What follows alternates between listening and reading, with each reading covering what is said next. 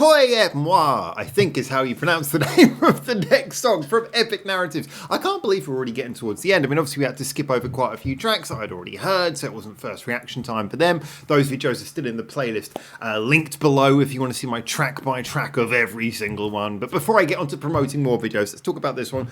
Yeah, I'm excited for a bit of a final flourish on this album. The album's certainly been very much of a sound, and I personally have really enjoyed the sound. I think at the moment this probably is veering towards being my second favourite BAND-MAID album, still behind Conqueror, but hey, might go further up or further down in my estimations, depending on these last few tracks. Now, Toi Moi, what does it mean? Well, didn't even use Google Translate, I went straight to AI. It's 2024, people. Apparently it's like French for you and me. I got the moi bit and the air, but I didn't know toi was you, so it's literally you and me with a bit.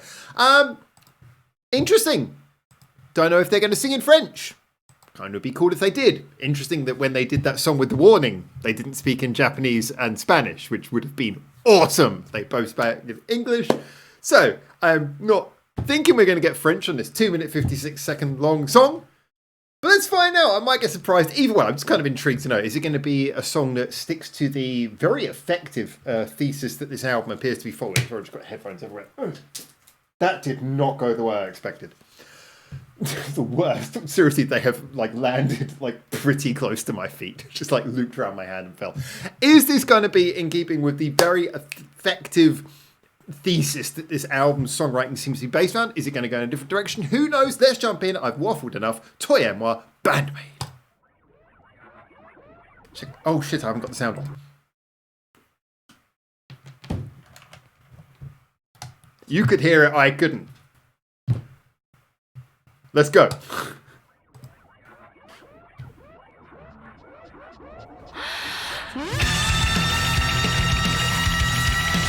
All right. Okay, Miku.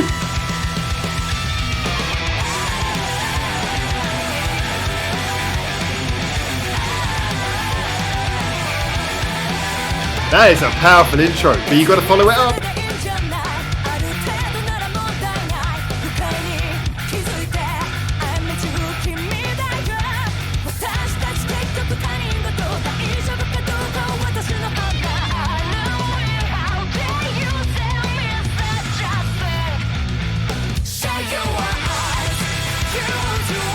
All right, yeah, it's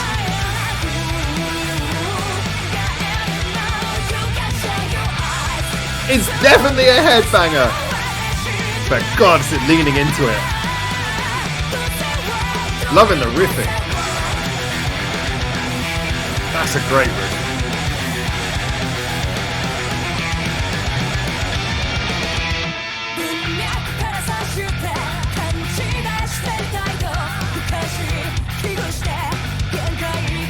That central riff is really good.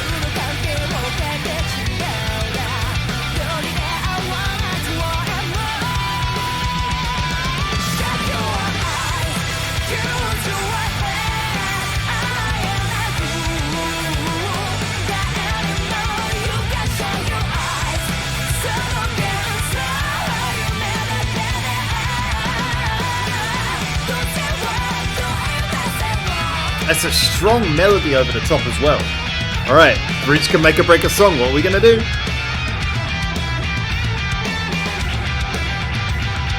Very funky.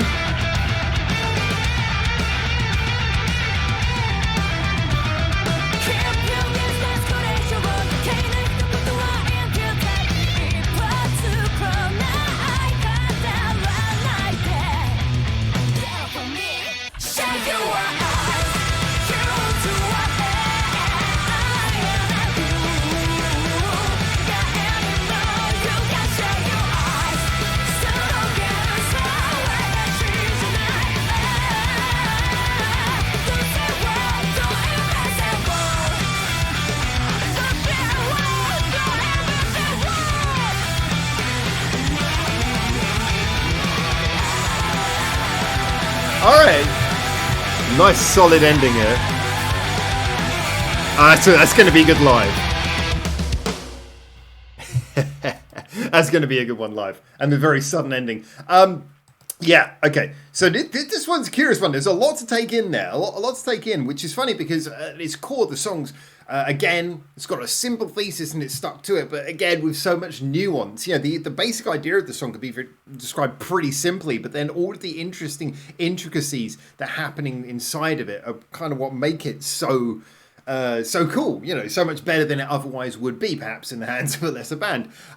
You know, it's interesting because obviously a lot of this is built on being a very sort of funky, almost mid-tempo song. And one thing I've noticed a little bit about this album is this album's got a little bit more of those mid-tempo, slightly slower songs than you know, slower BPM than a lot of the more frantic stuff that we get from like Unseen World. Although I had a couple of mid-tempo songs as well, but it feels a lot like this album is got more of these headbangers and these funky songs as well. I mean, Akane has been doing some really funky work on here, and the rhythm section between her and Misa has been brilliant on this album. But this is a really strong example of one of those songs where you just want to bob your head as much as you want to headbang. I've got to be honest, the bit where it goes like sort of double time and then quad time at the end with Akane speeding up, that kind of caught me by surprise. And I think at first it didn't really sound like it gelled, but then when it came back from that into those final few bars of just the headbanging stuff, it was nice. It kind of like took you in a direction and brought you back and just allowed you to headbang for the last few bars with the big whoa thing going on underneath it as well. Yeah, I think this is one of those ones where I think when you listen to this several times over, it's going to be one of those ones where maybe it's not going to be a go-to like a single, but every time this comes back around on the album, you can just imagine it. You know that feeling when you're driving along in a car and you got like in the car with friends and like you're listening to an album and maybe you all know the album and then just that one track comes on, you go, oh shit, this one. It's like, this is going to be that song. It's going to be a song where you're like driving along, yeah, it's a good album. And then this one comes on, you go, oh, remember this.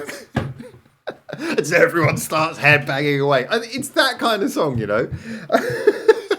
I got the mental image in there, and yeah, I think this is what the song is, especially in its position towards the end of the album. It's very effective as a headbanging bop with a little bit of like a rhythmic funk to it as well, which can only come when you've got a rhythm section as tight as these guys. Melody stuff is good. It's very much in that similar sort of scale of melodies that we've heard from a lot of older BAND-MAID songs. So it sounds very familiar. Not necessarily like the most standout melody, but it's effective. The song, again, it's another short song coming in just under 3 minutes in this particular instance.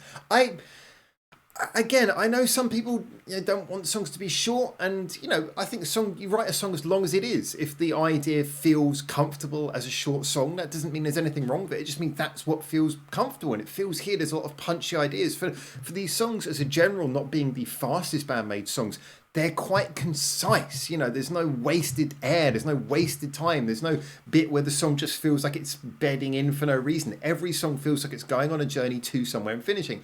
Epic narratives kind of playing out. The title of the album makes sense when you look at the way that these songs are structured.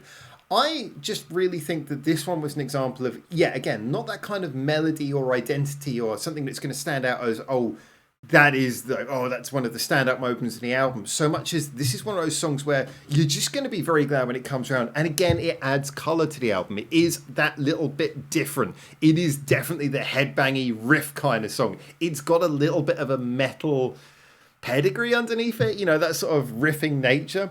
And the riff was the riff that, especially in the verse, that's a really solid riff. I like that. I think a lot of the riff work on this album is some of the best stuff I've ever heard from BAND-MAID as well.